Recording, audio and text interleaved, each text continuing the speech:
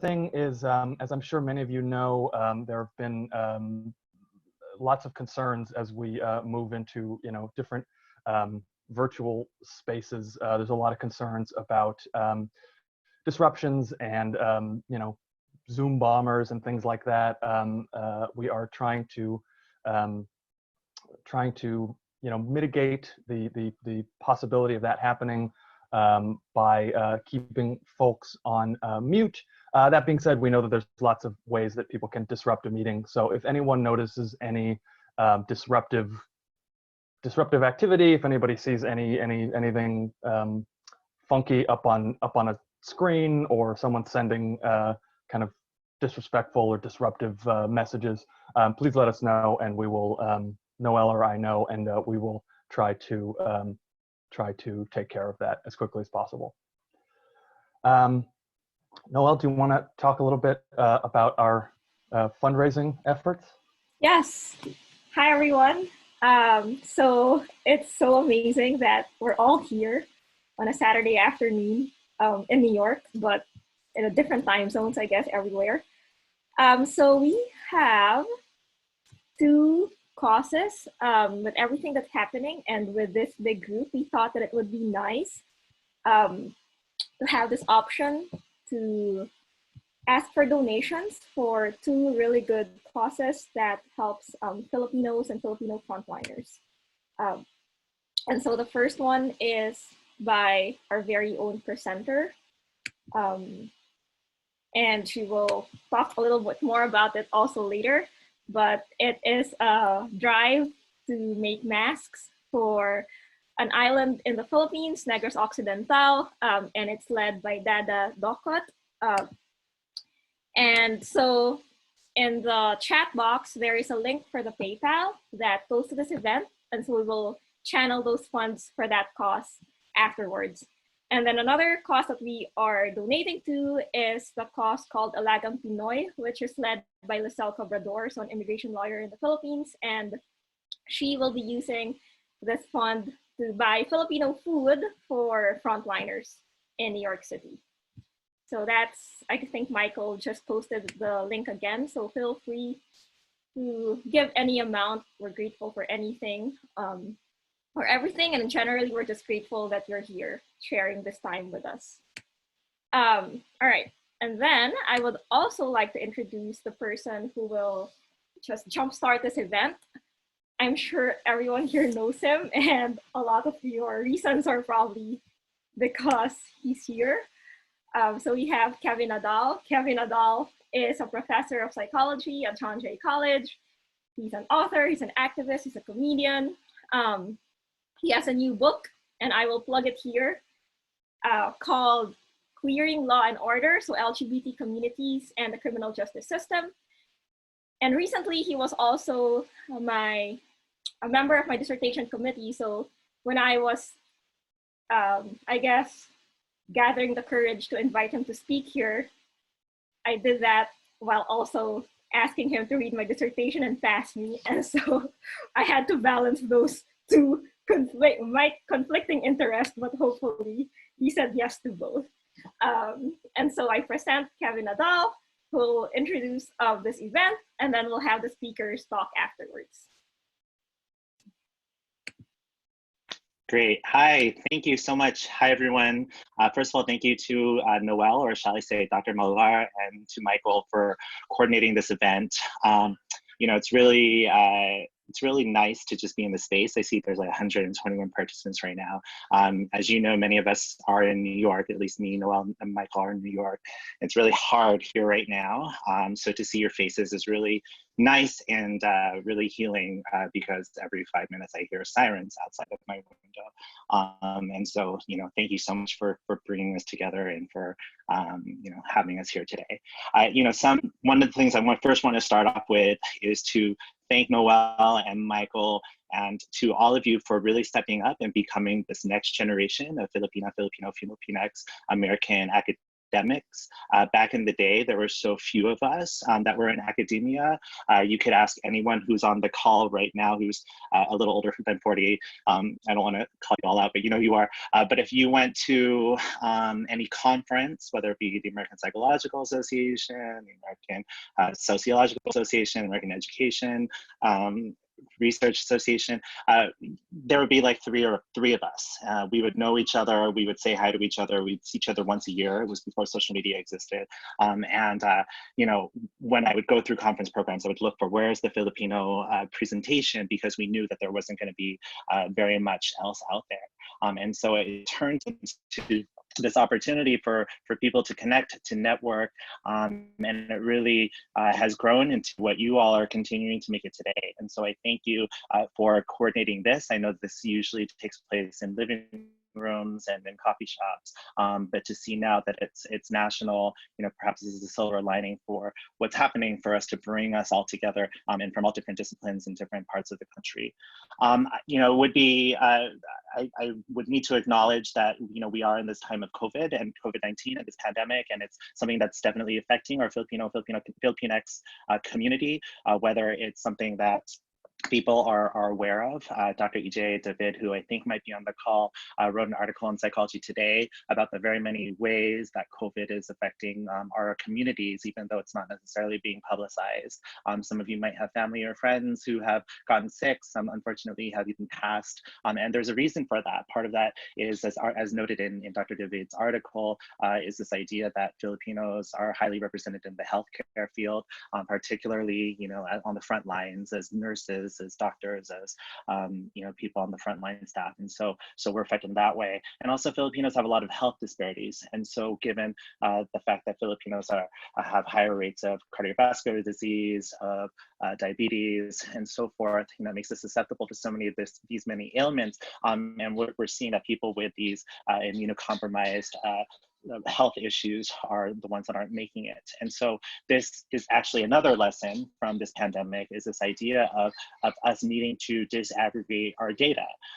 We know that this pandemic, or this virus, is disproportionately affecting Black and Latinx communities. We also know that it's also affecting Indigenous communities, but they're saying it's not really affecting Asians. Well, we know that for like many things, lots of things that don't affect other Asian Americans affect Filipino Americans. And so this is why we need to disaggregate this data and to continue this sort of work. I also just want to acknowledge the importance of this space and to recognize that while this is great, that things have changed and progressed, that in many ways things have stayed the same. Yes, we're all here together. I see now 130 participants, but I also acknowledge that some of the barriers that many of us face in academia still exist. We still have very few Filipinx tenured professors. We still have very few Filipinx folks in graduate school. We know that there are still very few articles written about Filipino people within various fields, even though we are one of the largest Asian American groups and one of the largest Asian American group in many states. We're completely underrepresented. So as an example, in the Asian American Journal of Psychology, which was created to give voice to Asian Americans, Filipinos in the past 10 years have only had 10 articles published on them in the past 10 years. And that's also an organization that I was president of. And so it goes to show that even if you have some power, if the systemic problem still exists, then we're going to continue to be underrepresented. I say this not to discourage us, but actually to use this to encourage us, to empower us, to recognize that we need to go to grad school, we need to get our doctorate degrees, we need to have these degrees so that we can then sit as journal reviewers, we can then sit on dissertation committees. I agreed to sit on Noelle's committee, not just because I know Noelle is wonderful and has done wonderful work, but also because it's important for Filipinos to sit on Filipino dissertations, because inevitably there are going to be faculty members or committee members who are going to question things that your Filipino committee member is going to know is the truth, and that the committee or the dissertation defendant doesn't need to explain any further because it's something that we all know to be true. I also want to just mention this idea of creating your own space.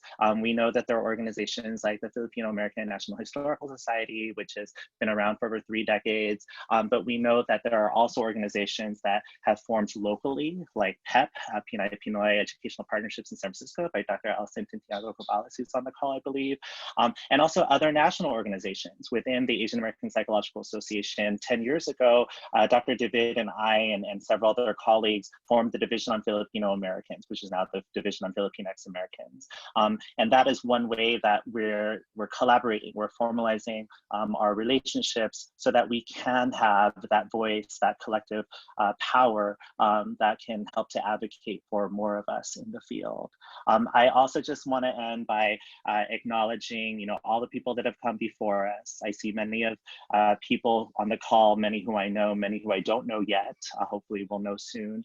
But there are a lot of people who have fought for us to be here today. I acknowledge Uncle Fred Cordova, Auntie Dorothy Cordova, and even Dr. Dam Boholano Mabalan, my t-shirt states, is, you know, just to understand that so many of us have benefited from their work. And I hope that as you continue to do salient and important and critical work in whatever field that you're in, that you always go back to the start. You always go back to Filipino American history. You always go back to ethnic studies. You always go back to activism. Our country, our people, our Kabayan are a revolutionary people. And so many people have fought hard for us to be where we are. And so the work wouldn't be what it is without them. And so we acknowledge them always. And with that, I can't wait to hear the presentations. I hope you all continue to do this, and I hope that we all can create this community. Please take care of yourselves and your families during this really hard time. And I'm sending so much love and mahal to all of you. Thank you, Kevin. Awesome. Fantastic. What a fantastic start. Thank you for your remarks. And I am excited. Nadal for president. Hell yeah. I am so excited to get started with our presentations. And I think that the remarks that Dr. Nadal laid out are a perfect segue into our first presenter, which is Dr. Robyn Rodriguez. Robyn is professor and chair of the Asian American Studies Department at UC Davis and the founding director of the Bulosan Center for Filipino Studies. The Bulosan Center, you know, speaking of, you know, finding space for Filipinos on campus, is a, you know, kind of a first of its kind center doing some really incredible things, supporting Filipino American scholarship, as well as looking to shape public policy in a number of different arenas. So it's my pleasure to welcome as our first presenter, Dr. Robyn Rodriguez. Thank you so much. Hi, everybody. It's so great to see so many friends and also so many new faces here. This is really incredible to see the great interest in the work that we do. Again, of course, thank you so much, Nicole and Noelle and Michael for organizing. So I'm going to launch right in. So let us begin. And so are we good on can you see the slides? Great, thank you. So let's just start. Gosh, I'm feeling nervous. My heart's beating so fast. Also, okay, I can't even do this because, sorry. Oh, where are we? As if I don't always do this. I don't actually always do, yeah, because I don't always do Google Slides, but let's do this. All right. So the title for my quick presentation, I'm going to try to go, you know, within the 5 minutes, is Building the Field of Bulosan Center for Filipinx Studies. So I am a field professor and chair of Asian American Studies at UC Davis. I'm the first Filipina serving as chair for my department in its 50 years of existence. And of course, one of only a handful of full professors based at a major research university who also works and teaches in the field of Filipinic studies. I'm a sociologist by training, but very much a scholar activist in the sense that my research is very much informed by my activist commitments and expertise in the following areas. So just a quick overview of the work I do. So first, I write on the topic of global labor migration and migrant workers' transnational activism. Primarily, I've examined the Filipino labor diaspora, looking at how and why Filipinos find themselves working as domestic workers in Hong Kong, caregivers in Canada, teachers in Brunei, construction workers in Saudi Arabia, etc. My first book, Migrants for Export, was published, like 10 years ago this month, and earned an honorable mention actually for Best Social Science Book by the Association for Asian American Studies. It was on this topic of the Filipino labor diaspora. I've also published numerous academic articles and other publications on how Filipino migrants fight back against the exploitation and exclusion they face in their countries of destination transnationally. I'm also very interested in comparative perspectives, and that's reflected in this other book I edited with a colleague, Ulla Berg. Much of my research, of course, has been driven by my work with and support of Migrante International, an alliance of Filipino migrant workers with chapters worldwide. So another strand of my research is on U.S. immigration and immigrant rights activism here in the U.S. Again, I focus primarily on the Filipinx experience, especially low-wage, often undocumented immigrant and migrant workers. But again, I've always been interested in kind of the larger issues that Asian Americans face more broadly, as well as cross-racial solidarity activism.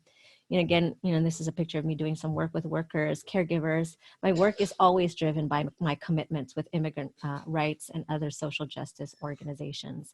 These are a couple of books I've written on this topic, and I've published pretty widely in other kind of academic and non-academic venues.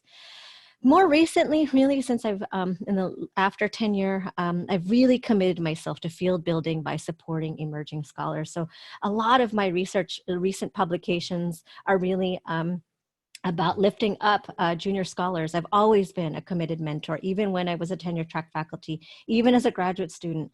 Although I started my talk with the fact that I'm the first Filipina serving as the chair in my department, or just one of a handful of full professors, I don't say that because it's something that is a point of pride. It is actually a point of indignation. I do not want to be alone here. Our people deserve far more space in academia, and that is the fight I've been fighting in different ways for many years. One way I fight against the gatekeeping is to just throw it wide open.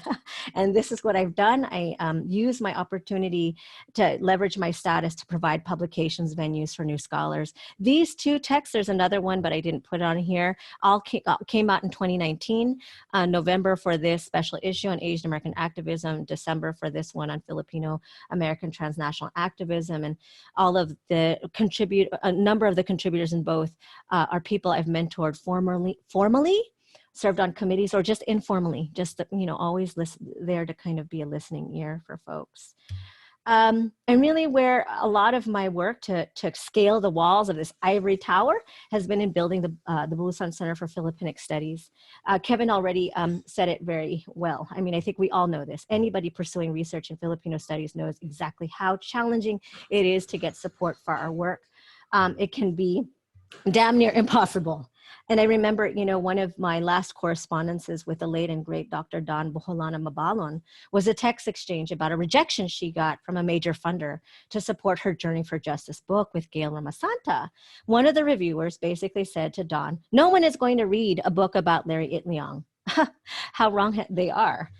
The truth is that we are one of the oldest, largest, and fastest growing Asian American groups in this country. We continue to be invisible, and we are being actively invisibilized. So by 2018, with a group of graduate students, undergrads, and the community, we decided to change that. We took heed from our predecessors like Manong's Larry Itliong and Philip Veracruz, who successfully organized the Grape Fields of Delano to form the UFW. We took cues from the young women and men of the Filipino American Collegiate Endeavor, or PACE, who organized with other students of color to create ethnic studies. We drew on our ancestors to initiate a grassroots organizing campaign. It was called Tumulong Tayo, to generate funds to support Filipinx studies on our campus. Not only did we raise 3 times as much as our original goal, we succeeded in activating numerous community organizations across the state and nationally to fight, not just for Filipino studies, but just for better representation politically for our community. So less than a year after we launched that fundraising campaign of Tumulong Tayo, we all of a sudden were able to mobilize so many folks in the state capitol, and we were able to, with the community, get a major allocation from the state of $1 million to create the first and only research center based at a major university focusing on the Filipino American and Filipino diasporic community.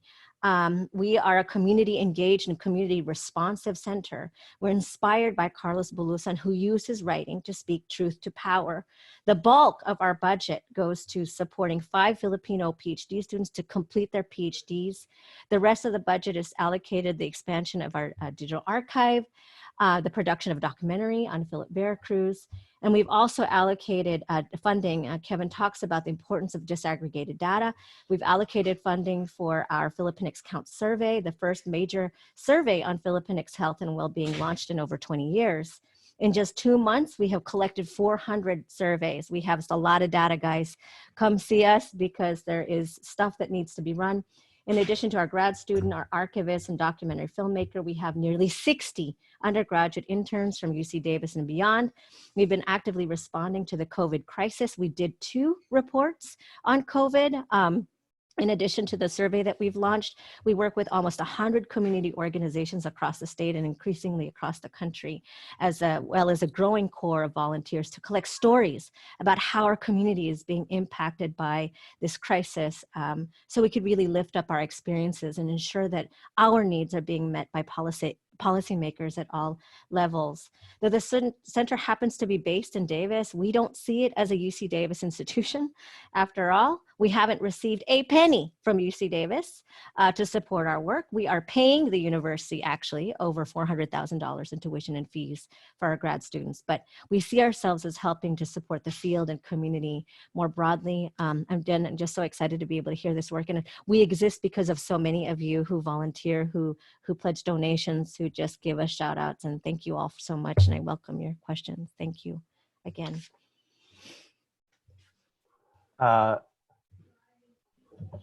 Thank you, Robyn. So folks, if you have questions for Dr. Rodriguez, feel free to throw them in the chat. I'm going to start with one from a comment from Tasha Elizarde.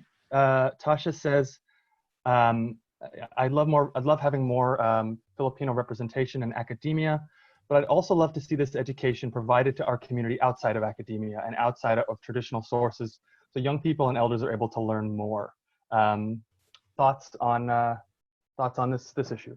Oh, absolutely. You know, we're very committed to that as a center. Part of how we became a center was the work that we're doing actually with K through 12 teachers, developing curriculum. You know, we are very committed to putting this out there in the world. I even opened up the class that I teach on the Filipino American experience. I think a lot of you, I see a lot of familiar faces are on it. So I think there are many of us. Allison is a great example of somebody who's putting Filipino studies out there into our communities. You know, Liliane is also on here, and there's so many of us who are trying to do this work. It's a fight. I mean, I think a lot of it has to do, on one hand, we need the scholars. We need to work, scholars and the teachers need to work with the curriculum to create it. Then we need to do the advocacy, because at the end of the day, public school curriculums are determined by policymakers. And so part of, you know, the opening that was created in California, in part the opening created for the Bulusan Center had to do with successful advocacy by the Filipino community to have our history and our contribution to the farm worker struggle finally recognized in the California you know, public education curriculum, and also the contributions of our veteranos. So you know, I think a lot of us here actually, I mean, you know, are very, the fact that we even come to this space, I think, you know, we have a commitment to ensuring that this is not a knowledge that should only come to you if you happen to be enrolled in a college that offers it. Absolutely not. This is something that children should be able to have at the very, very beginning of their public schooling in this country. And we're very committed to fighting for that in multiple ways. So yes, absolutely. This belongs to all of us. Wonderful. two more related questions. May Rose wants to know, how can we do the same on other university campuses? And Francesca Diaz wants to know if you could expand on what it means, the process of being actively invisibilized, and what you think contributes to that. Okay, maybe I'll work backwards. Actively invisibilized, I think for me it means a couple of things. It's about, especially for in Filipino studies, it's exactly what Kevin kind of laid out, or Dr. Nadal laid out at the very beginning, is what happens for our scholars, right? The reality is, if you decide, if you're identified as Filipinx and you decide you want to study something related to Filipinos or the Philippines, good luck if you can find a scholar in your field of study, in your institution, who will support you. You may or may not get that. And if you get the support, great. But whether they will understand the field is yet another thing. So you will have to manage on your own. If you do not get the support at all, good luck. You'll probably have to do something more Asian American, or just dump the Filipinos altogether. I've heard this story more than enough. In fact, that's why we were compelled in 2018 to start this grassroots campaign, because two of my students in the year 2018 were basically told, mind you, by other Asian American professors, either drop at grad school because you don't write well enough, or don't study Filipinos, your group is too small, or there's not enough existing data. That is how we are actively invisibilized. And then we can't even kind of get support for the funding we need to do. I do research. I was doing research on the global labor diaspora. How am I going to pay to travel to go to Saudi Arabia, Hong Kong? That's a lot of money. You might be able to get a portion of that trip funded. Otherwise, you're going to have to fund it out of your own pocket. Or just nationally, we have so many community members all around. I can, even just doing the state work on collecting the oral histories of our contributions to the farm worker struggle. We have to go back and forth to the Central Valley. It takes time, it takes money. So this is how it's actively invisibilized, the lack of support funding wise, intellectually, emotionally, all of that. And then, then when you're never going to finish. I mean, how do you do this on your own campuses? That is a whole other conversation, I think, that we can have separately. There are some ways to basically take advantage of what people call the neoliberal university. That is, the university takes money all the time from private, the private sector. We could take money from our own community. And we have a great partnership with the National Nurses United right now and the California Nurses Association. And, a labor union can give us money to do research. If you can get Wells Fargo money to name a law school in a law school classroom at Berkeley, then we can take money and work with the CNA to make sure that Filipina nurses' rights are being protected during this time. So, I think there are ways that you can kind of, work the system against it. It takes time. It takes a lot of organizing. It takes alliances. Again, that's a whole other conversation that I could have with folks, but it's possible. Believe in our manongs and all of our ancestors who fought valiantly to create space for us in so many other ways. And Kevin said it before, go back to the beginning, because the answers are there and we just have to take heed. Wonderful. Thank you so much. Everyone, let's give a virtual round of applause for Dr. Robyn Rodriguez. Thank you so much for joining us. And really quickly, I see a lot of questions in the chat. So I'm just going to share just a link to you that you can share to everybody else. Or maybe I'll put it in the chat. If folks want to just schedule a time to have one-on-one talk with me, I can do that too. Thank you. Please do. Yeah. And so I know that, there's a lot of really, really awesome questions in the chat. And hopefully we encourage folks to get in touch with our presenters outside of this, because this is there are so many good questions here. Noelle, do you want to present our next speaker? Yes, that was amazing. I'm still sitting here just reading through the chat and admitting people still, and we're up to 140. All right, so our next speaker, this is very exciting. She's a PhD candidate working with Dr. Jessica Ware at the American Museum of Natural History and at Rutgers University at Newark. Her research focuses on examining the biodiversity of dragonflies in Ecuador and the Philippines. And I think it's just fascinating that whenever I meet Filipinx scholars in all kinds of fields. And it just excites me when it's in this field that I know less than zero about. And I get to hear their work and how they're doing it and still claiming their space while doing it. And so without further ado, here is Stephanie. Hi. Sorry, my husband and kids are like trying to hide. I'm like, just don't worry about it. You're part of the so I'll share my screen. Okay. Here we are. I feel like Dr. Rodriguez, I'm like shaking and nervous and like, oh, why won't my screen come up? Here we go. And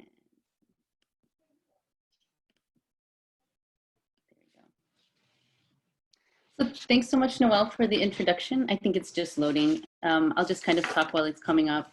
Like I said, I am a PhD candidate at Rutgers, New York. My advisor's lab is at the American Museum of Natural History in the city in New York. So I feel all the New Yorkers' pain. I'm with you. I'll talk a little bit about dragonflies, specifically our Philippine dragonflies. The title of my talk is Molecular Ecological and Morphological Analysis of Dragonfly Movement Across Islands, Morphology, Dispersal, and Phylogeography, Dispersal, and Morphology Across the Philippine Archipelago. So I wanted to put that in digestible terms. That's how movement affects ecology, forms, and genetics of Philippine dragonflies.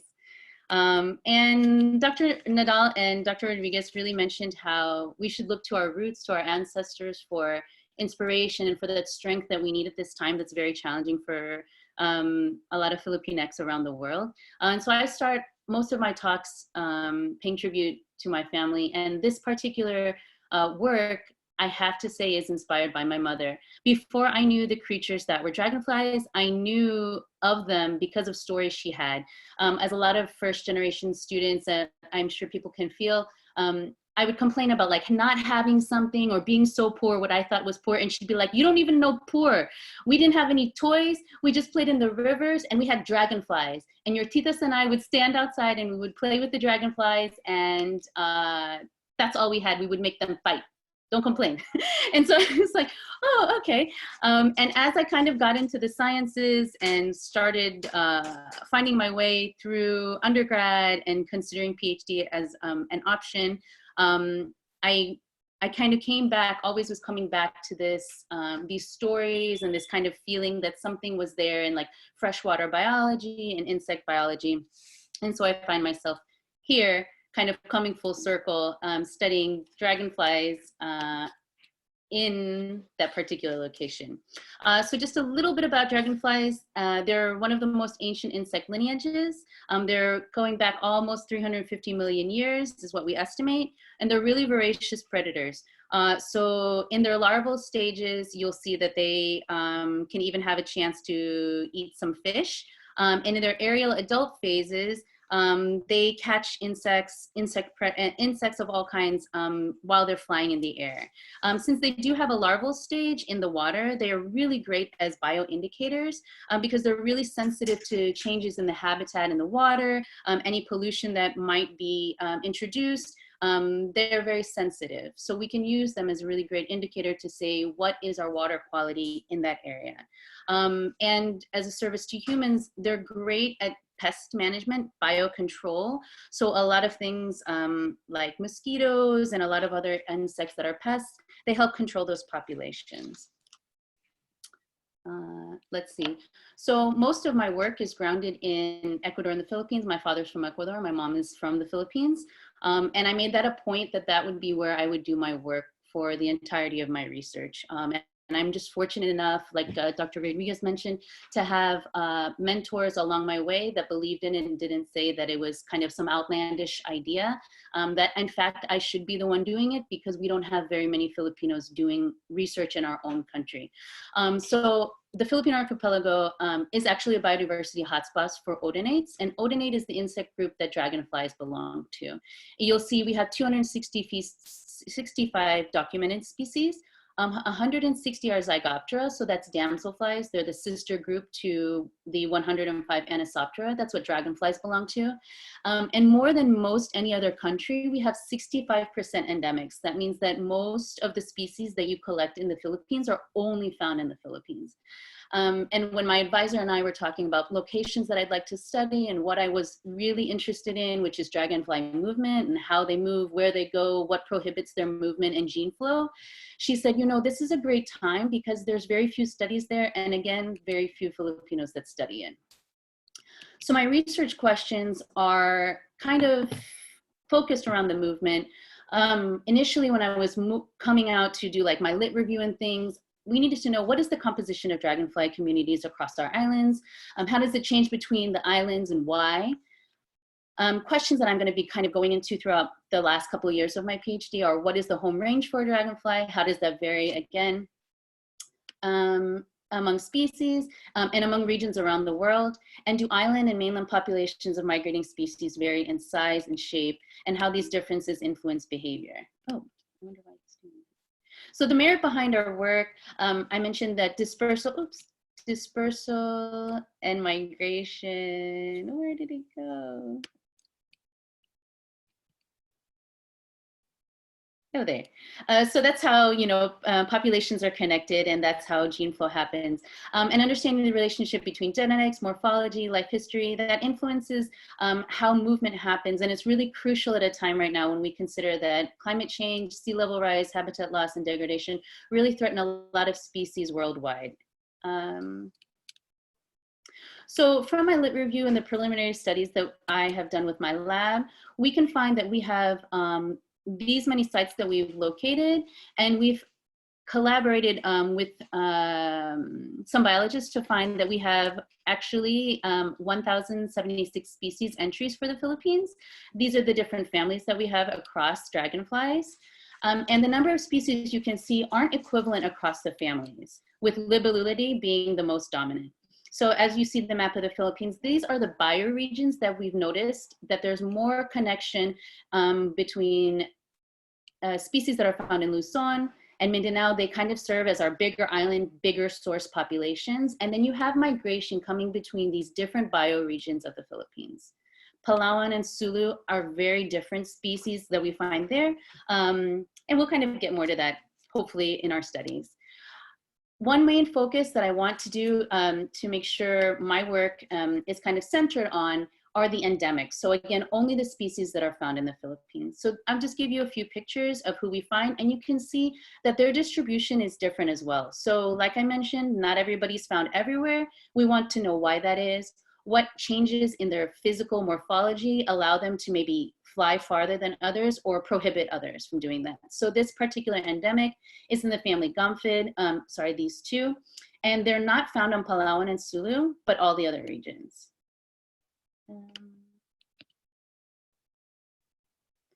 Two more endemics in a different family, and you can see one is found in all the bioregions, and the other one is found everywhere but Palawan. And this particular endemic, Heterinus heterodoxa, is found in all regions except Sulu.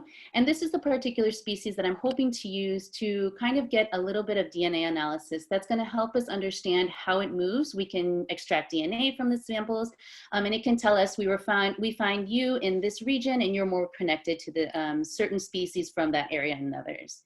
And in a similar study my advisor undertook, she did the same kind of sampling and the same DNA analysis and found that this particular species, it's a global migrator, so it actually makes its way across oceans, more than like 11,000 kilometers in flight.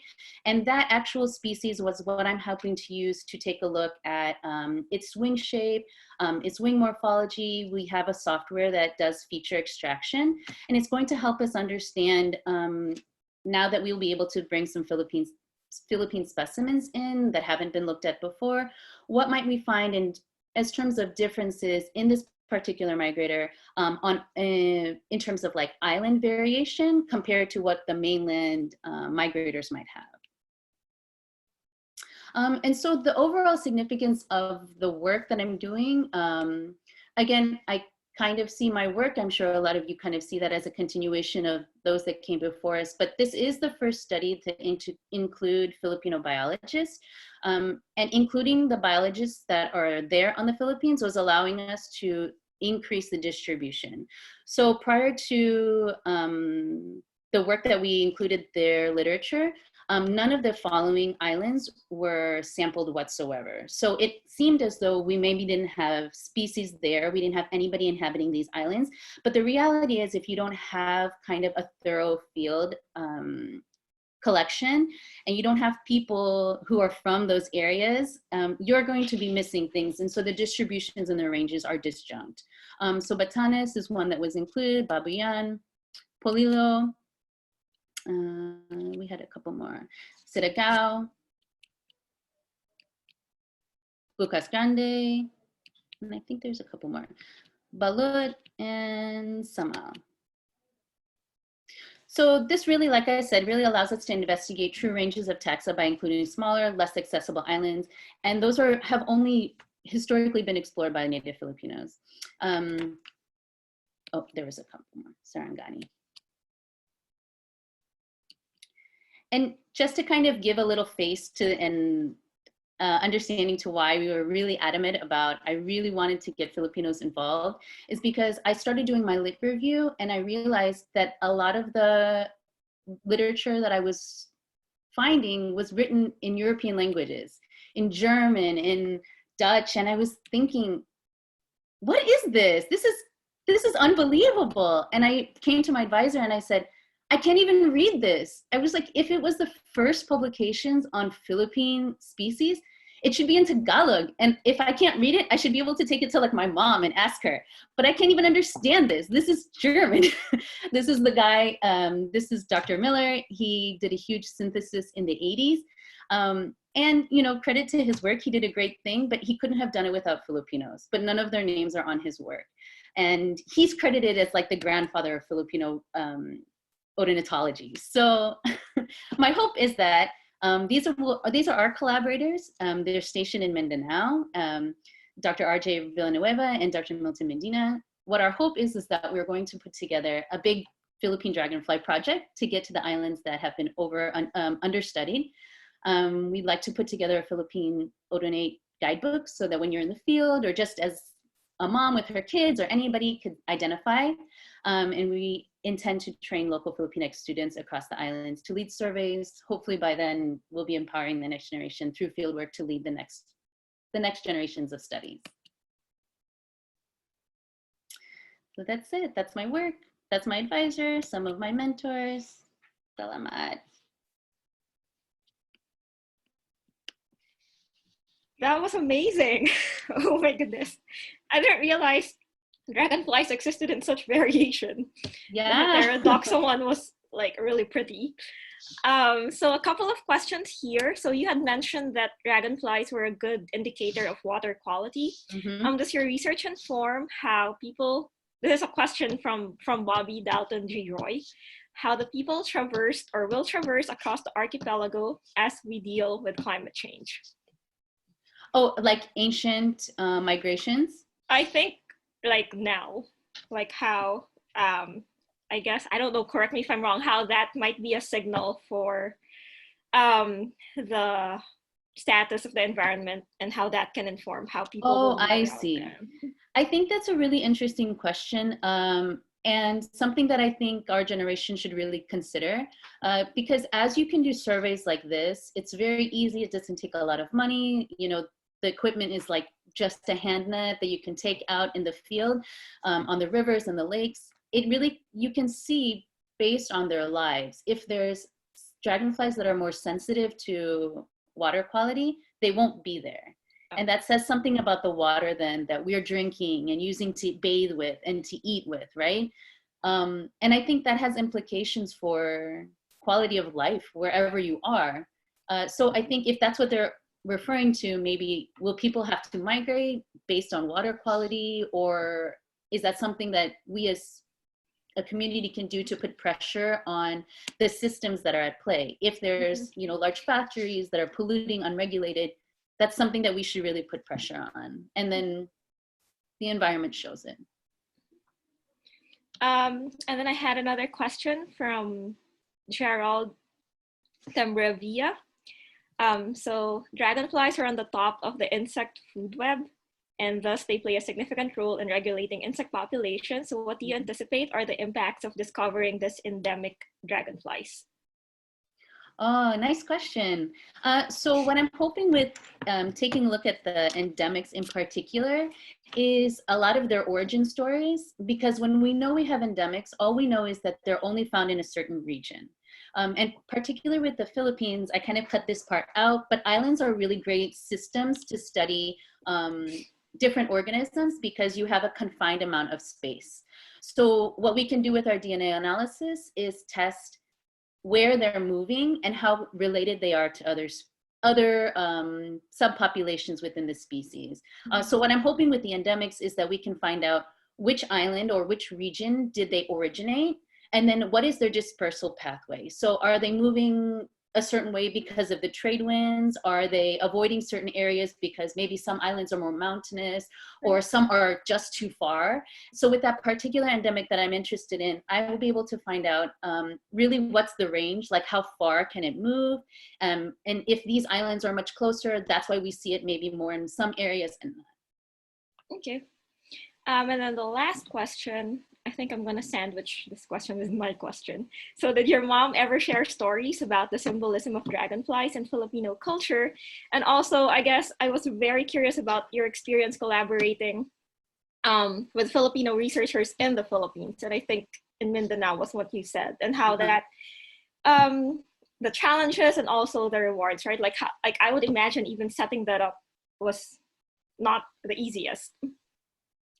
Yeah, so Ma has shared lots of stories, and funny as it is, my husband's part Japanese, so his mother also was like, oh, these are really important in our culture too. So listening to those stories, and then like I have kids, being able to pass them on is really rewarding. It's kind of like I said, that coming full circle and kind of that ancient wisdom, something within our ancestors was fascinated by these same creatures that are now fascinating us and have been part of our tradition and our culture for a long time. So I think those stories are things that I really hold on to. And the second question regarding Mindanao, it was a little tricky, but that's more collaborating wasn't really about, the hardest part wasn't like trying to find people that wanted to do the work, because they're there and they've been doing the work and they want kind of these collaborations to happen. Because unfortunately the structures are set up that papers that are published from the Philippines have no notoriety. So even though there's only a handful of them, it means like they're not doing any work unless it comes from like a European or a journal from the States, right? So this is the way that you get that science out to more people. And by including them, it means that they finally get their due, right? The hardest part, and we're continuing the work, we were supposed to actually be there right now. In fact, it's like a couple days before my birthday, but we were supposed to be sampling together. So hopefully it'll be next year. But the trickiest part is more of like the bureaucracy, kind of going between different barangays and making sure we have the proper paperwork. And that feels like that's what should happen. You should have to check in with local governments. But then going back to Manila and then like saying I had this, or like, oh no, you didn't have that, go back to this. That's the part that's a little tricky. But it's like nothing compared to like what we say, people who have come before us, who in all of those studies that I showed you, none of the Filipino guides' names are mentioned, right? They're not even in there. So for me, it's nothing. All right, thank you so much for that. And then I'll transition right to our next presenter. Okay, also we're getting comments about people interested in networking or us distributing the contact list from this event. So that's definitely something we'll look at. And we encourage everyone, of course, to network and form collaborations and chat privately, et cetera, et cetera. All right, so our next presenter is an assistant professor of anthropology at Purdue University. She comes with her own fan club. She got her PhD from the University of British Columbia in Canada and was the first Filipino to receive the Canada Vanier Grant, which is a super prestigious research award. Also, when I was stalking her earlier, I realized that we came from the same university in the Philippines, so University of the Philippines, so shout out to that. And also, she's leading the charge for the fundraising drive. And so some of the funds will go to her drive to collect face masks and for rural communities in Negros Occidental. So without further ado, I present Professor Dada Docot. Hi. Hello, everyone. Can you hear me? All right, okay. So I'm going to share my screen. Right. Thanks for the introduction. So good afternoon, everyone. Maraming salamat to Noelle and Michael for the invitation to join this wonderful group of presenters. Let me just, all right. So the unfolding events surrounding the COVID-19 pandemic prompt us to think about the repercussions of unpredictable pandemic times on the global south, particularly on the Philippines, whose people live and work beyond its borders. What extraordinary occupational hazards are produced during the turbulent times of global disasters? What are the consequences of such pandemic times on the ways that Filipino workers are further pushed to vulnerability amid the discourses of migrant heroism, viral containment, and border securitization? As time is limited, I will highlight today one scenario. We watched with bated breath the horror involving the cruise ships MV Grand Princess and Diamond Princess, which were quarantined at sea. More than 50% of the crew members of these two ships are Filipinos. This is not surprising since the Philippines is the source of more than 30% of the 1.2 million seafarers worldwide. In fact, the Philippines is known as the manning capital of the world. In an interview in 2018, the head of the Philippines' second biggest maritime labor recruitment agency told me that their office receives almost 5,000 applications monthly. Almost 50% of Filipino seafarers are engaged in what is called other occupations. This means that they fall outside of the regular crew complements who perform low-scale jobs. The catch-all category of other occupations is intriguing, I think, because it reflects the characteristics of the Filipino worker in general as marginalized and othered by global capital. Let us fast forward to April 12. When Filipino seafarers who have docked in Manila face difficulties in finding accommodation despite completing the required 2-week quarantine by the Department of Health. In ordinary times, returning home after the completion of their contracts, seafarers expect to spend time with family and to re-embed themselves in their community by partaking in social obligations. However, the period that seafarers spend at home during non-pandemic times could be called anxious wait times because of their lack of security of tenure. Seafarers are laborers on contracts that should not exceed 12 months, which means that they are never regularized and will not receive retirement benefits. In between contracts, they anticipate callbacks from their hiring agency about their next departure date. Homecomings could turn into perpetual wait times, with the seafarer dreading to join the growing number of unemployed Filipinos. Impermanent contracts subdue a workforce with the threat of their contract's non-renewal. In the Philippines, there is what is colloquially called 555 contracts. These are temporary 5-month contracts for Filipino laborers allowed by the Philippine Labor Code, which means it's legal, in place so that employers get away with the rule that upon 6 months of continuous work, they have to regularize their employees and give them employment benefits. Exhausted by the system of irregular employment, Filipino seafarers seek better opportunities on the next departing ship, baited by the lure of higher pay. Like 555 contracts, their international labor contracts are just as insecure and terminable. Pandemic or not, the livelihood of Filipino seafarers is always hanging in the balance. It is also important to draw our attention back to the ways that Filipinos were displaced historically. The colonial archives in my hometown record that in 1805, young men of 3 sizes were taken from our hometown, presumably for different kinds of labor, including indentured work on the Spanish galleon ships. In 1901, the US started recruiting the first 500 Filipinos to make up the racialized, gendered, and the lowest rank of the US Navy as stewards, which means they were mess boys or the cleaners on the ships or the ones shining the shoes of American captains. Today's labor infrastructure that commits Filipinos to the seafaring industry contributed to the creation of an orientation to leave set against a context that would not provide Filipinos a livable option to stay and to be regularly employed at home. Returning to the question that I posed earlier, seafarers' homecomings are ordinary, anxious wait times during which they return to a mode of uncertainty that they had hoped to avoid by sailing elsewhere. Protections for them as employees halt upon return.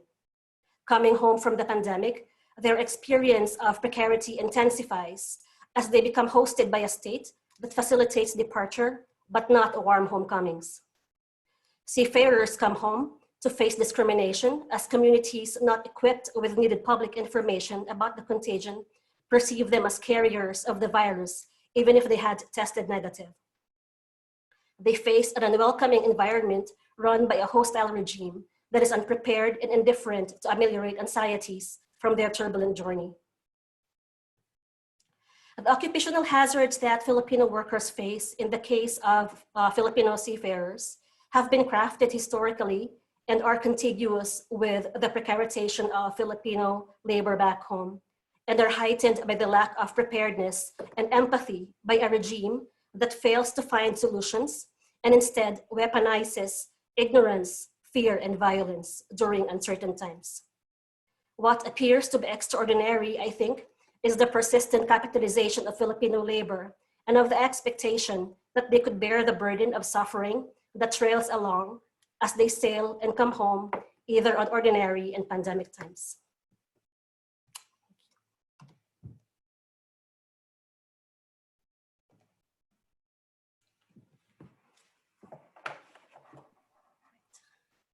Thank you. Thank you for that super important presentation. If anyone has any questions, I will look. Actually, I had a question. So what is the status of Filipino seafarers now that the cruise ship industry will probably be hit the hardest, and can they expect help from, I don't know, the local government or the government of the cruise ship, or not the government, the company, the cruise ship company that they sort of work for in a very contractual sense?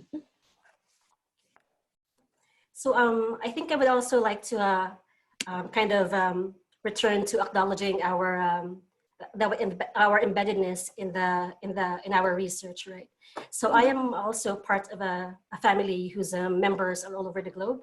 I am a Filipino citizen and I am working here on an H-1B visa, but my mother is a Filipino, well, she became American just a few years ago, and my sister's been here for a few years. But my family is spread all over the globe. My sister works in Australia, and a lot of my cousins are, four of them are English teachers in China. And before coming here to the US, I was in Vancouver, and I also did my master's in Japan. So I have moved around, but not for labor, for working in the beginning, but as a person, as a scholar in search of scholarship opportunities, right? Which were not available back home. And the same with my interest in not exactly on seafarers, but on the US Navy, actually, because my great-grandfather was also, he joined the US Navy, my great-grand-uncle joined the US Navy, and my interest in studying the US Navy descends from that genealogy, right? Mm-hmm. I do not have, like my peers, a kind of genealogy that I could say like my father was I can't say that my father is a PhD holder, right? I'm first generation scholar. And sometimes when I talk about these things, like even now I feel really emotional, right? Talking about pandemic times and how precarity flows generationally, intergenerationally until now. So in terms of the seafarer, actually I had 2 cases that I wanted to talk about today, but because of the limited time, I decided to talk about the seafarer to connect also with my my roots as a kind of a somehow descending from that genealogy, right? And my hometown is also called the Town of Dollars in Bicol in the Philippines, exactly because of that connection between the Philippines and the U.S. Yeah, so I am. The question was in terms. So I was chatting with my. Sorry, it became long. Yeah, sometimes it's so difficult when we talk about our genealogies, right? Oh no, because, that's important. They're long and painful in some sense. I was talking today with one of my college friends and also another person from my hometown about how they are doing right now, right? Right. And it is unclear. So I think that when they descend, when they get off the ships, there's often no support for them, right? Because the contract is only when they are on the ship. Right. And when they return to the Philippines, there's also often no little support because there's no big program for acknowledging, for facilitating their homecoming. So it's really messy. And all of the news articles that point to the condition that they're facing right now is really just continuous suffering and enduring precarity, right? That is not just today, not just contemporary, but historical. Right. So it's really hard, especially because the current administration is lacking empathy. Yeah. Right. Understatement, but yeah. Oh, okay. There's a question by Patricia.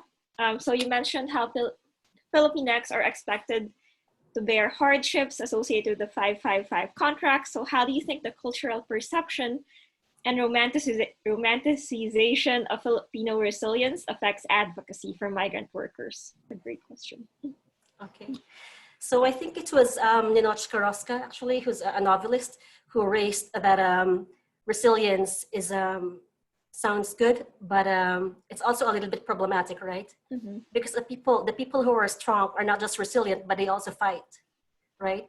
And resilience sometimes it means it could mean that you know, like in Tagalog we say like namamaluktot na lang, or how do you say, like you just make do, right? Yeah. And that's exactly, it could be the essence of resilience, right? But it could also be, we could also think of revolutions happened not because of resilience, right? They happened because of agitation.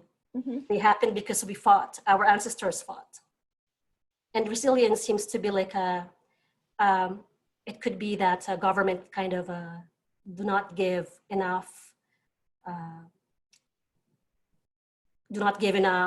to the people, and people become resilient. But that's not the point, right? The point is to continue to assert for our rights, to continue to look for solidarity, and to demand from the state what they should be giving to the people. Right. Thank you. I think Michael will be introducing the next speaker. Yeah. Thank you, Dada. Yeah. Thank you so much. Thank you so much. Thanks to Thank you, Professor. Thanks. So our next speaker is a friend of mine, good friend of mine, Kyle Marian Baterbo. Kyle is a science communicator and a comedian. She currently works for Science Friday and hosts and produces a show called The Symposium Academic Stand-Up, which is a great show where academics, communicate through comedy, and comedians, perform informative stand-up. And she's been doing some very interesting work recently that she is going to tell you about. Kyle, take it away. Thank you so much, Michael. Thanks everyone for your time. If you me a favor and just, since we've been together for over an hour now, and just like shake it out a little bit, that'll help me reduce my stress and maybe, you know, some of the nerves over there. Okay, so I'm really excited to take this opportunity to talk about something that is very near and dear to my heart, and it's merging science and comedy and social justice issues, so that you know, a lot of the things that I do is really because of my own experiences as a former scientist. And so I'll walk you through that, specifically tied to an event that we did this March called Asian Strike Back, a coronavirus comedy and science show, long before the virus really impacted the United States. So one of the roots of what I do and why I do it is this nagging question of what representation actually means for empowering minoritized communities, minoritized audiences, and even minoritized academics, right? And we've been talking a lot about what this particularly means for the Filipinx academic community. But what I've seen too is just the matter of, like, aside from seeing each other in the academic journals, what does it actually mean to see people code switch, right? Ilang beses na makikinig ka to somebody talking, and, you know, if they're in the Philippines, they're still using a particular kind of white speak in order to, you know, have a different impact on the people that they're speaking to, right? So what are these kinds of issues mean when we're communicating and providing skills for academics to really connect with their different audiences? And a lot of my experiences and what I do now is because of my work and what I was seeing as a Southeast Asian paleoanthropologist working in archaeology and paleontology sites all over the world, but in particular working in museums to study a fossil from Indonesia, but the gatekeepers are all Europeans and white institutions, right? And so what did that mean for, like, the way that I could speak about the realities of doing research, of all of the hurdles that I needed to overcome in order to become a successful academic. And so these are, like, the ways that I want to be able to critique and make it transparent to people, not just who are academics, but also to people who are interested in academia, like what it actually means to have a critical lens, not just on who is speaking and how they're speaking, but also the foundations of our knowledge base. And a lot of the work that I do now is tied to merging comedy and showing a darker side to academia and the sciences. So I did a show called Museums Are Not Neutral. There was one where I partnered with Angela Saini, who is an author, about what science and race actually means, in conjunction with interdisciplinary academics and comedians. And on the bottom right, I had a show where Dr. Chris Emden of Hip Hop Ed and Columbia University shared what drove him to do the kind of teaching pedagogy that he does. And then also there's the clitoris. So that's something that I particularly love to do. But going back to, you know, being able to really combat what was happening and what is happening right now worldwide. I mean, does anybody remember January anymore? It feels like years ago. But even in January, we were already seeing such a high, like, incidence rate of anti-Asian hate in many forms all over the world, impacting the Asian diaspora. And as a comedian celebrating Lunar New Year at an all-Asian comedy festival, it was really weird for me to both be a scientist and see what was going on, and to weirdly predict where this was gonna go, because we have history and we have our own experiences to show that, you know, the way that some media stories only focused on China would eventually impact the legacy of emerging diseases, right? And so what were the things that I was seeing? You know, we were talking about microaggressions and hate crimes, also direct economic impact to Asian small businesses. So even in February, when the virus didn't really impact the United States, there was a direct correlation to how many Asian restaurants, salons were already being impacted by people refusing to go there because they didn't understand how the virus actually spreads, right? And then there were other situations where, are we even as a community prepared to discuss the depths and the nuances of anti-Asian racism, right? Because there's a whole history of it from personal experiences of people telling us that our foods stink, to, you know, the legacy of internment camps, Japanese internment camps in the US. But more importantly, what does it mean to discuss anti-Asian racism in the United States, where the prevailing conversations are specific to white on black racism, right? And we are at a place where we both have privilege, but also experience exactly the nuances of oppression in different ways, right? But also, dear God, chain messages. Oh my God, how do you combat misinformation with family and friend groups without being disowned, right? So that was also something that was like really, really important for me, because all of this tied together builds a legacy that is tied to racialized emerging diseases, not just coronavirus, the novel coronavirus, but we're also talking about SARS, we're talking about Zika, MERS, Ebola, and, you know, HIV. So these are all things that we, as scientists in the science communication community, we were aware of, and it just felt like I needed to be able to do something immediately. And so in February, I partnered with my comedian actress friend, Esther Chan, to build a variety show in which we can tackle both the nuances of anti-Asian racism, but also fight stigma and misinformation before things happened. And ironically, at the time when we were planning this in February, I actually thought maybe March 1st is too late, which ended up being the very first day that the New York, the first confirmed case in New York City was announced, about the same exact time that we were doing the show in New York.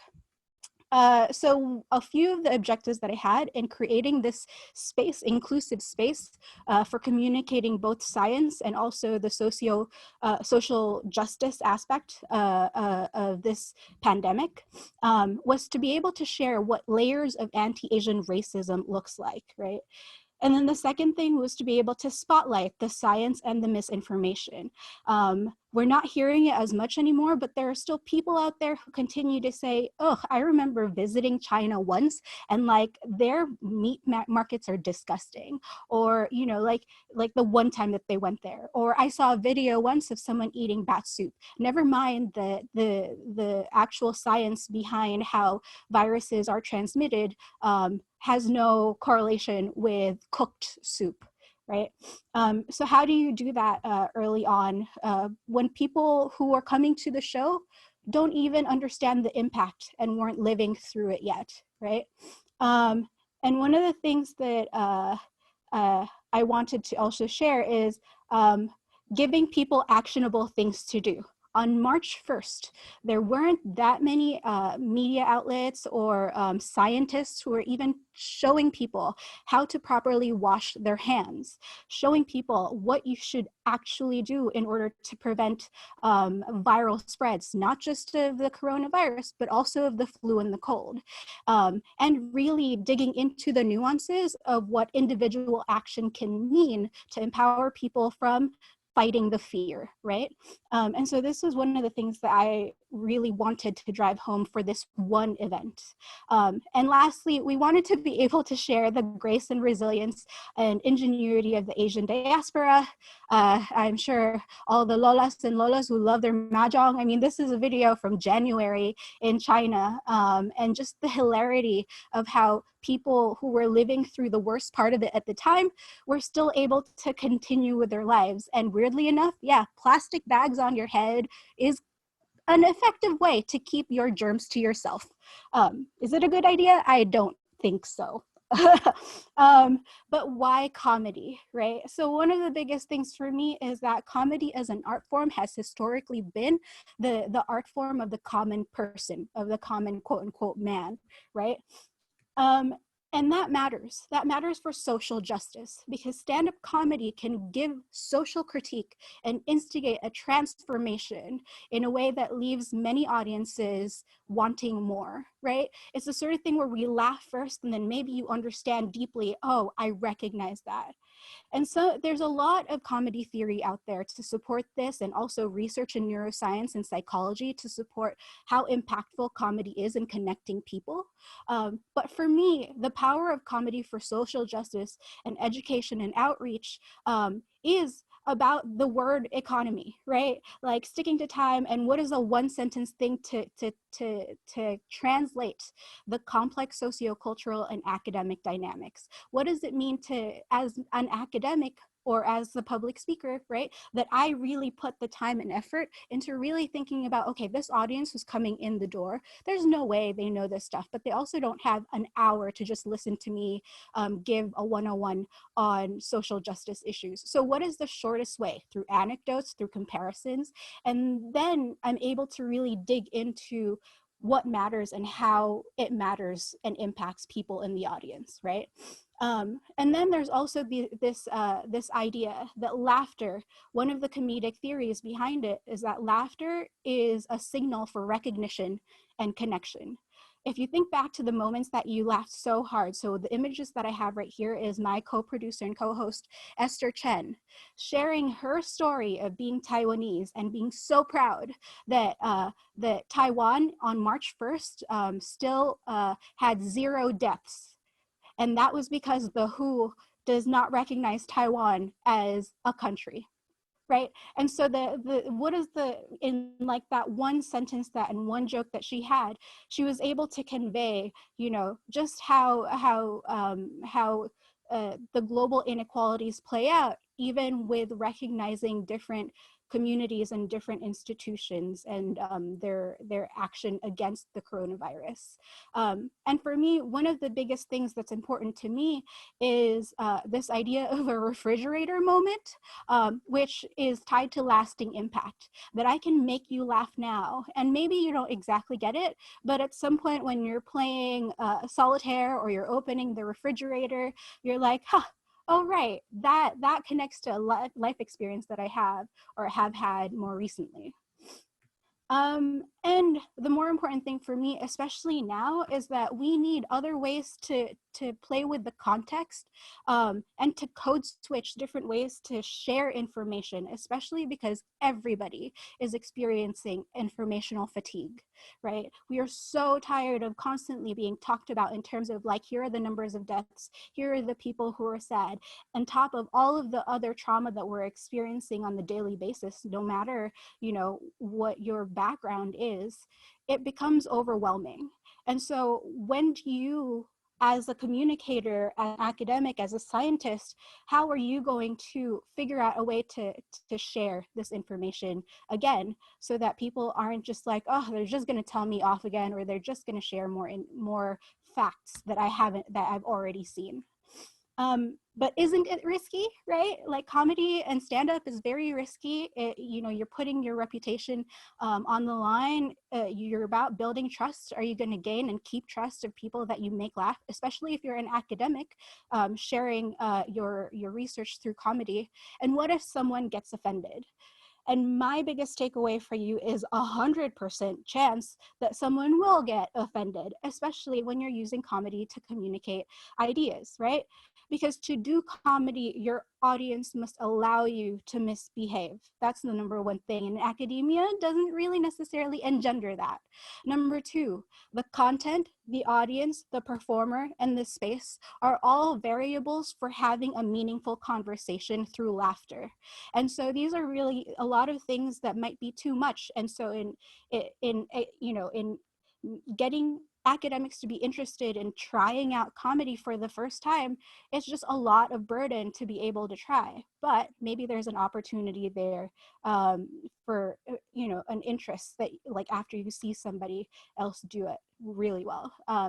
The third thing is that your purpose serves as a North Star. And so for me, being able to really demonstrate that, like, hey, even the sciences have a history of inequity, and a lot of our knowledge, you have to look at it critically, because just because Oz and Phil have a doctor in front of their name doesn't mean they're the person that you should be listening to, right?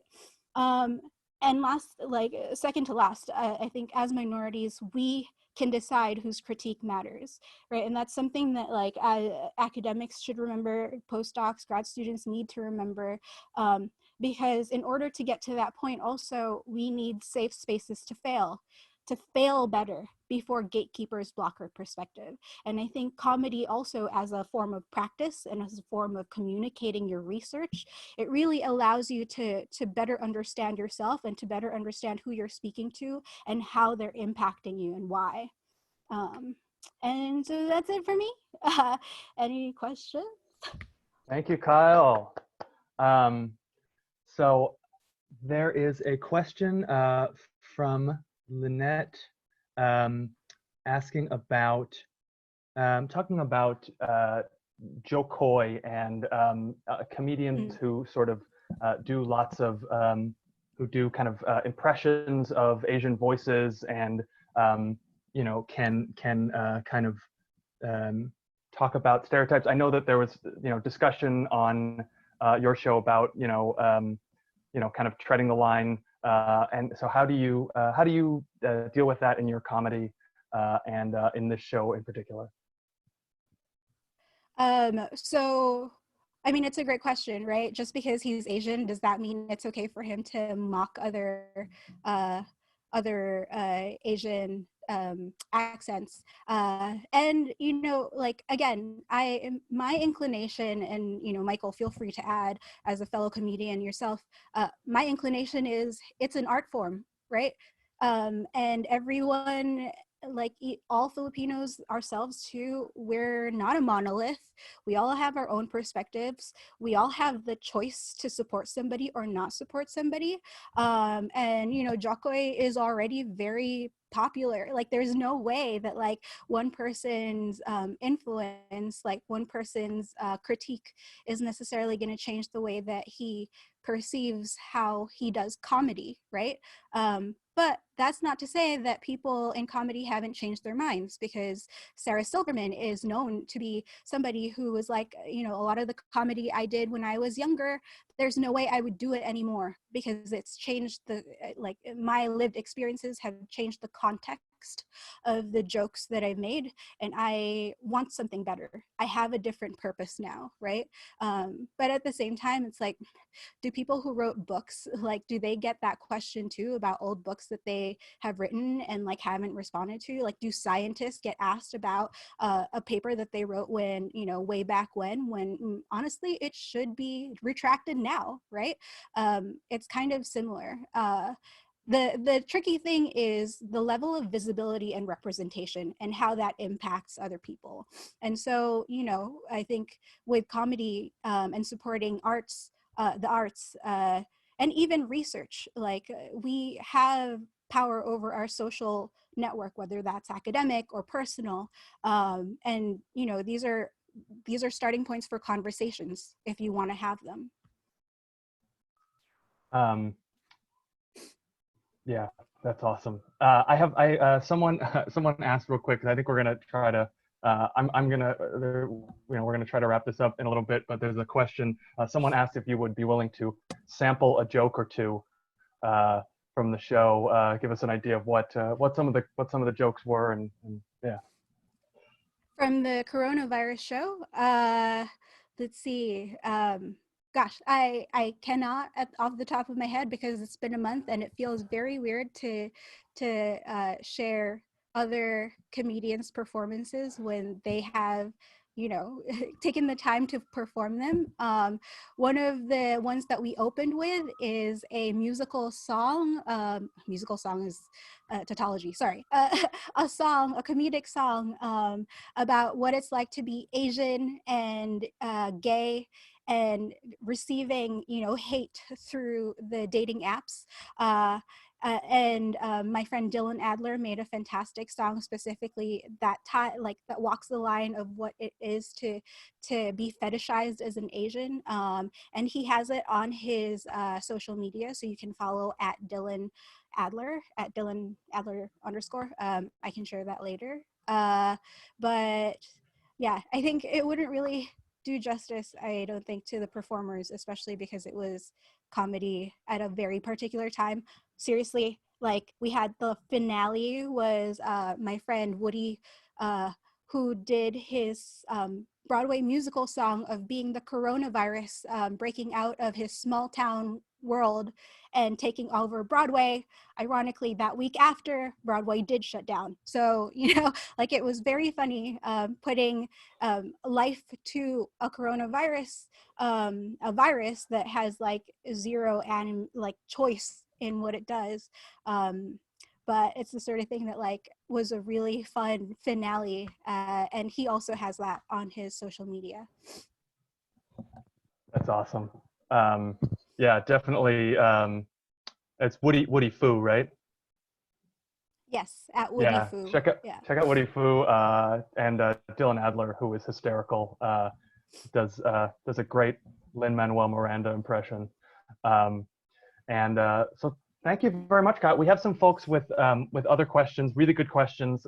We are kind of running a little long, so I'm going to encourage folks to put those, send those to Kyle privately, or we can discuss in the chat. I'm happy to take all of this stuff to Twitter. A lot of us are on Twitter, and so happy to discuss in any way that we can. So I am the last presenter here. This was something that I wanted to present. Before I do, I wanted to just shout out again. I'm going to post the link to the PayPal. I got. Oh, there you got it. All right. Yeah, if folks want to go ahead and make a donation again to Professor Docot's face mask project, as well as to Alagang Pinoy, helping folks on the front lines. We were sort of thinking of it when we were originally going to hold this event in a coffee shop, and so think of this as buying a coffee to support a local business. In this case, we're helping folks in need. I'm gonna finish off. I'm gonna end by going back to the past. So I'm doing my PhD in history at NYU.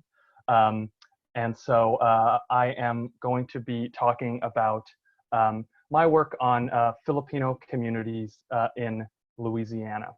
And I want to think about a history of, hold on, let me get my slides up here. Let me share here. I want to think about, we've kind of discussed some of the repercussions of the crisis for migrant workers today, and the kind of pressures of Filipino migrants under a regime of neoliberalism. My work talks about Filipino seafarers in the 19th century, and so we're talking about liberalism in its very first arrangement. I want to talk about the history of a very specific place, to talk about the Filipino diaspora's ongoing relationship to global capitalism. I'm sure many of you have heard of St. Malo, Louisiana. St. Malo, Louisiana is the first settlement of Filipinos in the United States. It's one of the only communities that predates the American occupation of the Philippines in the late 1890s. So this is, as you can see here, this is about 30 miles south of New Orleans in Louisiana. This is pretty far out in bayou country. These are sea marshes south of Lake Bourne. And from about the 1840s, 1850s to about the 1890s, there were about 150 to 200 men living here at St. Malo. They lived on stilt homes, and they were largely fishermen and oyster gatherers. And so the question is, how did these Filipino sailors end up in this swamp south of New Orleans, right? Many of them come as sailors on Spanish, British, and American merchant ships. And this really starts to happen in the 1830s and the 1840s when the Spanish colonial administration in the Philippines opens up Manila and its other ports for global trade. And this is when British and American merchant ships start to come to the Philippines with more regularity. They come bringing, because they believe in a new ideology called liberalism. They believe that they're spreading free trade to East Asia. And of course, as many of us know, when European empires come to a place bringing free trade, what they are really bringing is political unfreedom in the form of colonialism and forced labor in many cases. British merchants come to the Philippines looking for sugar. Americans come largely looking for Manila hemp. And when these traders come to the Philippines, they recruit Filipino sailors, often using coercive methods. These methods range from outright kidnapping to debt bondage to deception. Many of these ship captains promise that they will bring these sailors back to the Philippines after their voyage, and this often does not happen. One Filipino testified, immigrant to Louisiana, he said, "It was the custom of Spaniards to seize native of the Philippines in the outlying islands, impress them into forced service in the merchant marine, and treat them so cruelly that they would desert in any port of the world." And in the 19th century, they did desert in many different ports of the world. So New Orleans is only one of many destinations for Filipino sailors. We see them in northeastern American cities like Boston, Philadelphia. In Herman Melville's book Moby Dick, published in 1851, there are Manila men who operate as sailors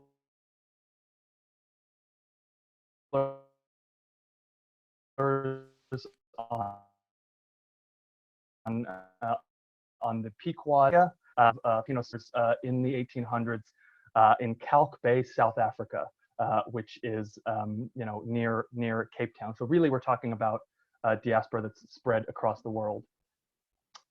Is my connection unstable? Am I okay? A bit rocky for like 2 seconds, but good now. Cool.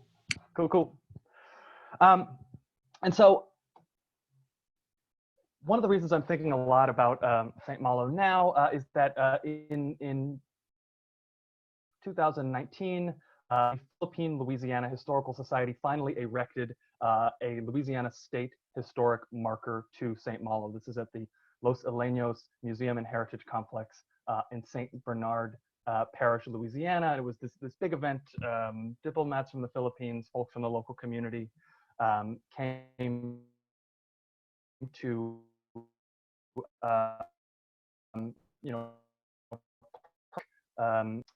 For me, the other exciting part of that weekend was that I, along with some others, chartered a fishing boat to actually go out to St. Malo, and we visited. I went with, and some of you folks may be familiar with the Long Distance Radio podcast, and so we went out there and we got to see this site. The only thing that you can really see in terms of really marking the site is an old U.S. Geological Survey marker out there.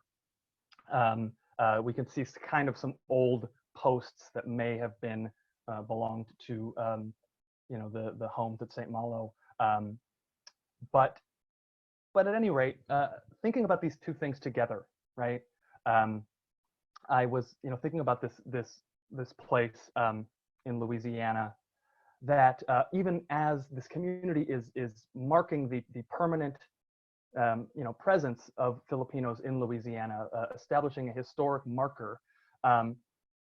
this land itself is being erased from the map.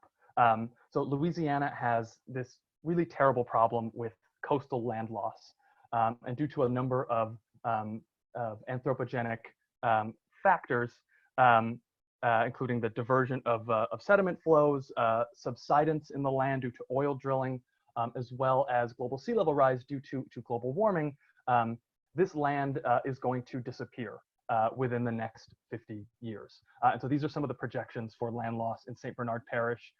It's pretty apocalyptic.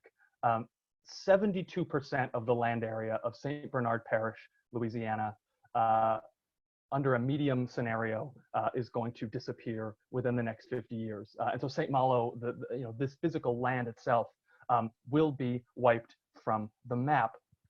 And of course, there's a tremendous irony about this, right?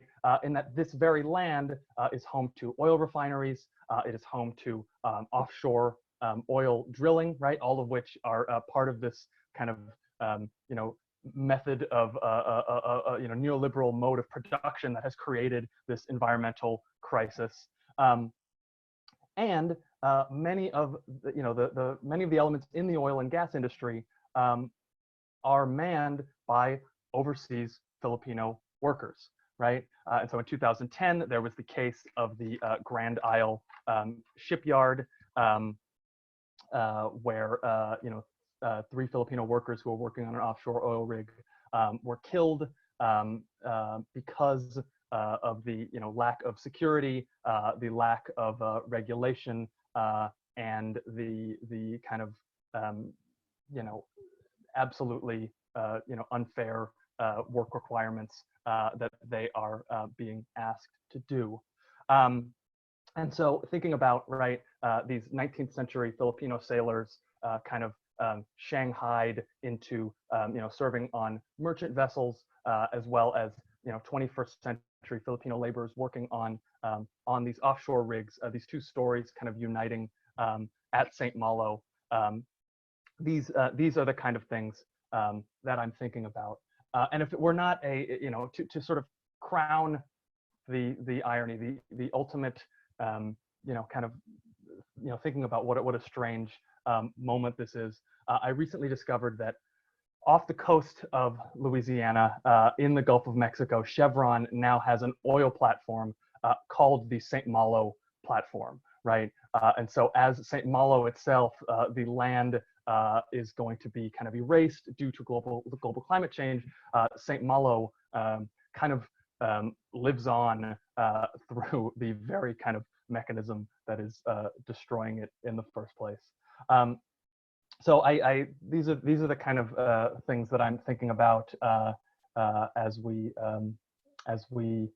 go through this, and I am excited to take questions.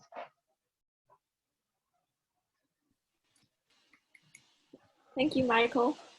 There was a simmering debate while you were giving your presentation. About the exact year that. Oh yeah. Well, let me just find a question. So Daniela was asking if you could clarify the actual year the Spanish galleons carrying Filipinos came to Louisiana, because I guess the sources usually conflict. Yeah, so there's kind of there's a debate. There's been a controversy about this for years now. So in the 70s and 80s, a scholar named Marina Espina, she wrote a book called Filipinos in Louisiana, and she says that Filipinos came to Louisiana as early as 1763, which is when Louisiana became a Spanish colony. And essentially, for years, folks have had questions about this date. And the more and more I've done research on it, what I've found is that there's not really a lot of hard evidence for that. And so, and I'm not the first person to kind of raise doubts about this. It's not to say that there weren't. It's not to say that it's not possible. But as for now, the evidence that I've uncovered points to sailors coming kind of in the 1840s and the 1850s. All right. And then we have another question from GJ Sevillano. So are you finding relationships or moments of intimacy, Lisa Lowe, between this Filipinx history and other minoritarian histories, such as Indigenous Black Southern histories taking place during this time and place? And what are the contemporary consequences of this? Yeah, so this is something that I'm thinking a lot about. St. Malo itself, the physical space is named for the leader of a band of Maroons who were there in the 1700s. Jean St. Malo was a runaway slave who led this group of slaves out into the swamps, right?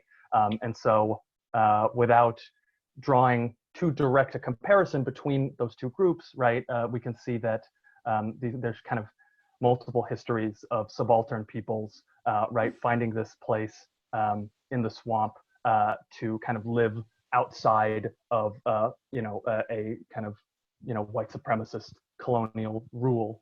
Some of the men at St. Malo married into Black families. Some of them had, you can see on the censuses, some of them have,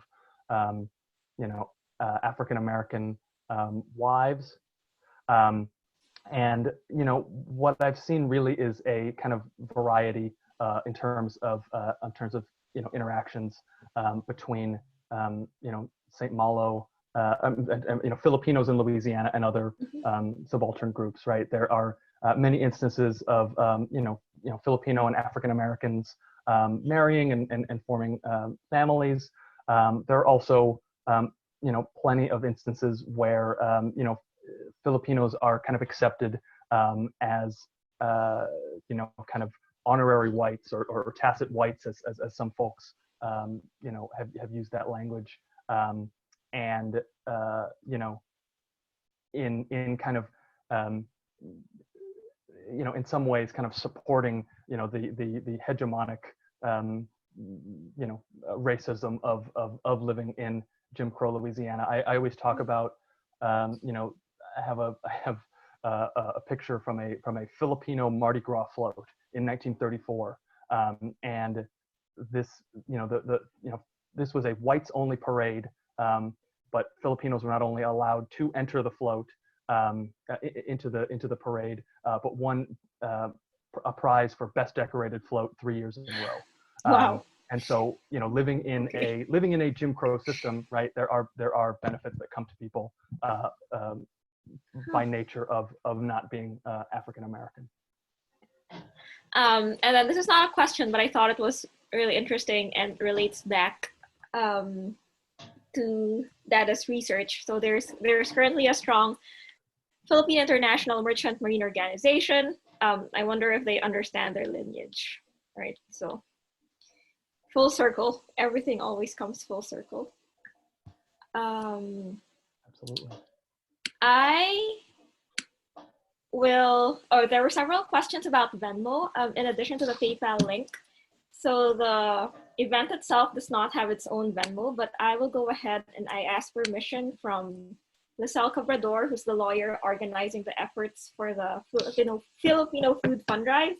And she actually said, ironically, that they had already ordered, they had their first round of deliveries last week, and it was from this place called Cabicera, which is a coffee shop or a restaurant in New York City. And this event was originally planned to be held there.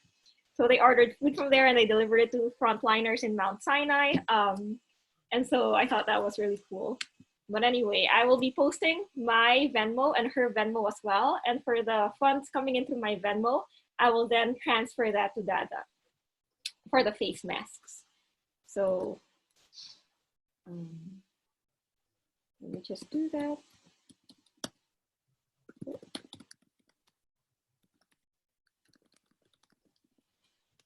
Fantastic.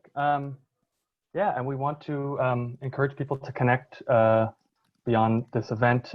We will share a list of resources, and hopefully we can share some of the presentations that folks have as well, in case folks want more information.